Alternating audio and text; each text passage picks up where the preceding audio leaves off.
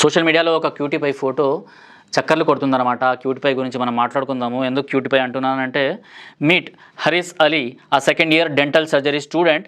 UP ATS arrested him from Moradabad for his links with IS తోని, అంటే ఏదైతే ఉగ్రవాద సంస్థ ఉందో ఆ సంస్థతోని లింకప్ ఉన్న ఒక మొరాదాబాద్లో ఉండే ఈ అలీ అనేసి హరీస్ అలీ అనేసి డెంటల్ సర్జరీ స్టూడెంట్ని అరెస్ట్ చేయడం జరిగిందన్నమాట. ఇక అరెస్ట్ చేసిన కదా, ఈ క్యూటీపైకి సంబంధించిన ఒక ఫోటో నేను ఇక్కడ చూపిస్తా. నిజంగా చూడడానికి అరే వీడికి అసలు టెర్రరిస్టులతోని లింక్స్ ఉంటాయా, కనీసం గల్లీలో జరిగే చిన్న గొడవని కూడా వీడు ఎదుర్కోలేడు అనుకునేటట్టు వీడి ఫోటో మనకి ఇక్కడ కనిపిస్తుంది.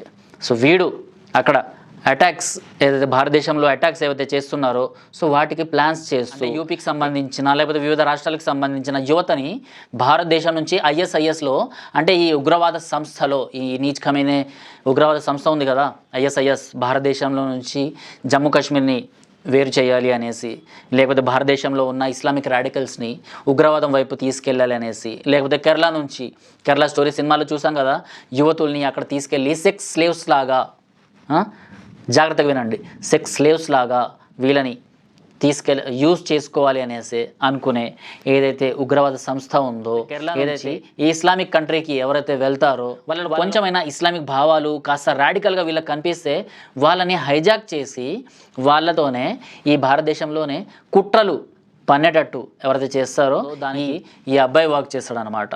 సో ఇలా రిక్రూట్మెంట్ అన్నది స్టార్ట్ అయింది. కొన్ని ఎంక్రిప్టెడ్ యాప్స్ తయారు చేసి ఆ యాప్స్ ద్వారా వీళ్ళని రిక్రూట్మెంట్ చేసుకుంటున్నాడు అనమాట. యూపీకి సంబంధించిన ATS వీడిని అరెస్ట్ చేసింది.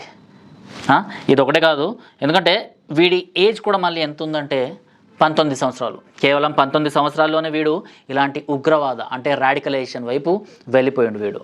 సో ఇలాంటి వాళ్ళు వీడు ఒక్కడే కాదు, భారతదేశంలో ఉన్న కొంతమంది ఈ డబ్బులకు దాసోహం అయ్యే సంబంధించిన IS అయితే ఉందో దానికి కూడా వర్క్ చేస్తున్నారు అన్నమాట. సో ఢిల్లీకి సంబంధించిన ఈ ATS వాళ్ళు వీళ్ళని కూడా పట్టుకోవడం జరిగింది. భారతదేశ వ్యాప్తంగా సుమారు 27 మందిని ఈ సంవత్సరం అయితే జరిగిందన్నమాట. సో అటాక్స్కి వీళ్ళు ఎలా ప్లాన్ చేస్తున్నారు, అండ్ ఈ మన ఇండియాకి సంబంధించిన ఆర్మీ వాళ్ళ కదలికలు ఎలా ఉన్నాయి, సో ఆర్మీ క్యాంప్స్ బయట కొన్ని హోటల్స్ అవి ఇవి ఉంటాయి కదా, సో అక్కడ వీళ్ళకి సంబంధించిన కొన్ని CCTV కెమెరాస్ అక్కడ పెట్టడం జరిగిందనమాట. ఆ CCTV కెమెరాస్కి మళ్ళీ ఎలాంటి వైర్స్ ఉండవు, ఎలాంటి ఛార్జింగ్స్ ఉండవు అనమాట. కేవలం సోలార్తోనే ఇవి ఛార్జింగ్స్ అవుతాయి కాబట్టి ఏదైతే మెమరీ కార్డు ఉంటుందో అది కూడా తీయాల్సిన అవసరం లేదు, డైరెక్ట్ ఇటు వాళ్ళ సిస్టమ్కి కనెక్ట్ అయిపోయి ఉంటుంది. సో సోలార్ ద్వారా ఇది ఛార్జింగ్ అయిపోయి ఎప్పటికప్పుడు ఆ వీడియోస్ని పాకిస్తాన్కి చేరవేస్తున్నారనమాట. సో మన భారతదేశంలోనే కొంతమంది ఈ డబ్బులకి దాసోహం అయ్యి గులాంగిరి చేసి మనం చెప్పాల్సిన అవసరం లేదు. పవిత్ర మాసంలో పవిత్రంగా ఉండండి రా బాబు అనేసి ఇస్లాం నేర్పిస్తుంటే వీడు మాత్రము సో పవిత్ర మాసంలో ఇలాంటి ఎదవ పనులు చేస్తూ వీడిలా అడ్డంగా బుక్ అయిపోయాడు. ATS వాళ్ళు వచ్చేసి వీడిని అరెస్ట్ చేయడం జరిగింది. అలానే ముంబైలోని కొన్ని ఏరియాస్లో రాత్రికి రాత్రి మహారాష్ట్ర పోలీసుతోని కలిసి ఈ ATS వాళ్ళు అక్కడ కూడా సోదాలు నిర్వహించడం జరిగింది. సో అక్కడ కూడా కొంతమందిని పట్టుకున్నారు. మనం అర్థం చేసుకోవచ్చు.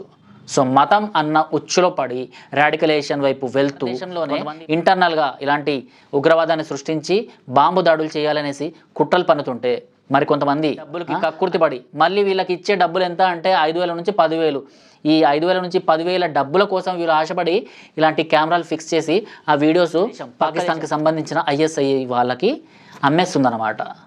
వీళ్ళు మన భారతీయులు ఇలాంటి వాళ్ళే లాస్ట్ టైం డాక్టర్లు చదువుకొని ఏదో ఉద్ధరిస్తారు అనుకుంటే ఏదేదో బాంబులు తయారు చేసి టెంపుల్స్లో ఉన్న వాటర్ని కలుషితం చేసి సో టెంపుల్కి వచ్చే భక్తులతో పాటు యావత్ భాగ్యనగరాన్ని కూడా శ్మశానం చేద్దామనేసి వీళ్ళు కుట్ర పన్నిండ్రు.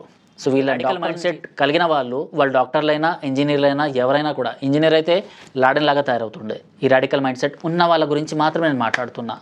హిందువులు ముస్లింలు ఇద్దరు సమానంగా ఉండాలి అనేసి కోరుకునే వాళ్ళు చక్కగా బాగానే ఉంటారు.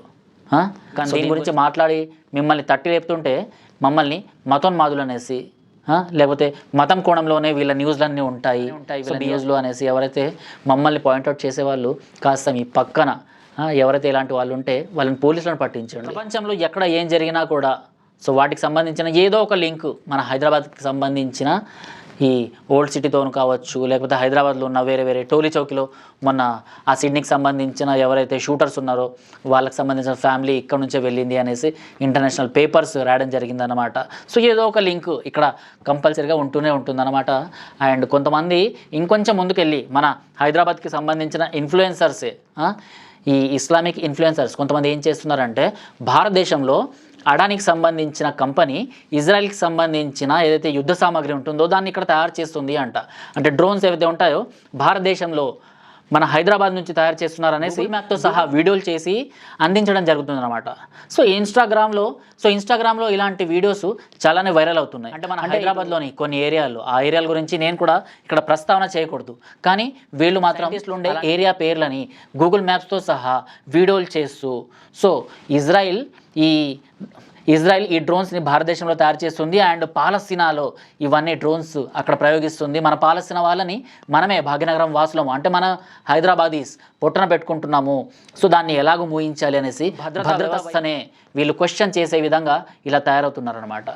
సో మీరే ఆలోచించండి మిత్రులారా, మనం ఎటు సైడ్ వెళ్తున్నాము, ఏం చేయాలి, దేశం కోసం ధర్మం కోసం ప్రాణాలు ఇచ్చేయండి అనేసి చెప్పట్లేదు. కాకపోతే మనం చేసే ఏ పనైనా కూడా ఈ దేశించుకునేలా ఉండకూడదు అనేసి నేను కోరుకుంటున్నా.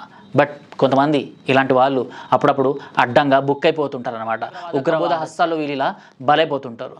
సో 19 years ఈ అబ్బాయి కావచ్చు, లేకపోతే ఈ సీసీటీవీ కెమెరాస్కి సంబంధించిన ఓనర్స్ కావచ్చు, లేకపోతే ఈ సోషల్ మీడియా ఇస్లామిక్ ఇన్ఫ్లుయెన్సర్స్ కావచ్చు, ఎవరైనా సరే భారతదేశంలో ఇంటర్నల్ ఉగ్రవాదాన్ని ప్రేరేపించే విధంగా అండ్ పక్క దేశాలకి సపోర్ట్ చేసే విధంగా ఎవరైనా ఇలా కనిపించినా మాట్లాడినా మన చుట్టుపక్కల ఉన్నా కూడా చెప్పు దెబ్బలు కొట్టి వాళ్ళని పోలీసులకు అప్పగించండి. సో ఈ వీడియో పైన మీరేమంటారు కామెంట్ బాక్స్లో ఉత్తరపడండి. టిల్ దెన్ జై హింద్, జై భారత్.